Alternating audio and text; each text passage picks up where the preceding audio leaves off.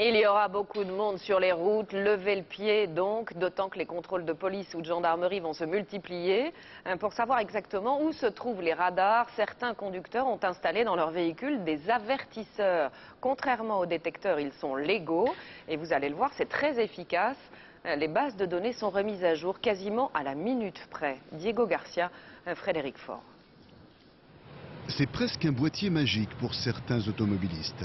Cet avertisseur donne les positions des radars fixes, mais aussi celles des radars mobiles, grâce aux conducteurs équipés de ce système. C'est un peu ce qu'on appelle, nous, le phénomène de la CB, ou de l'appel de phare, qui est légal en France, où ce sont les utilisateurs qui vont s'informer entre eux de présence de radar.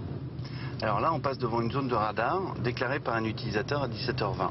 Donc je confirme la présence de ce radar mobile en appuyant sur le bouton à droite. Un dispositif communautaire. 180 000 conducteurs informent et s'informent en temps réel, légalement, partout en France. Sur cette carte, en vert, les utilisateurs, en rouge, les radars, avec une base de données alimentée d'une façon très simple. Sur les radars fixes, c'est le gouvernement qui indique la présence du radar fixe et des nouveaux emplacements des radars fixes qui vont être intégrés. Et puis sur les radars mobiles, bien ce sont les utilisateurs qui informent la communauté de la présence de ce radar. Fixes ou mobiles, près de 2400 radars jalonnent les routes françaises. Voici un autre avertisseur de radar. Ici, ce sont les zones à risque qui sont révélées. Zone de contrôle sur pied, 50 km/h. Nous sommes à Lille. La plus importante base de données au monde est gérée ici grâce aux informations fournies par les internautes. On va vérifier à l'aide d'un logiciel de cartographie toutes ces informations. Et ensuite, il y aura une deuxième étape qui sera une vérification sur le terrain. La société répertorie, photographie et contrôle 120 000 radars dans le monde.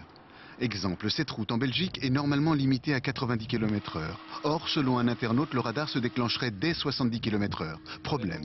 Après une première vérification, l'information semble erronée. 90, ça paraît. On va aller vérifier, mais moi j'ai un doute quand même. Hein. Ouais, on peut confronter avec les informations d'autres internautes. Vérifier chaque information et sans cesse réactualiser les bases de données des avertisseurs de radar, indispensable car les utilisateurs Gendarmerie nationale, bonjour. n'apprécient pas toujours l'accueil cordial des gendarmes. km/h. Autre radar.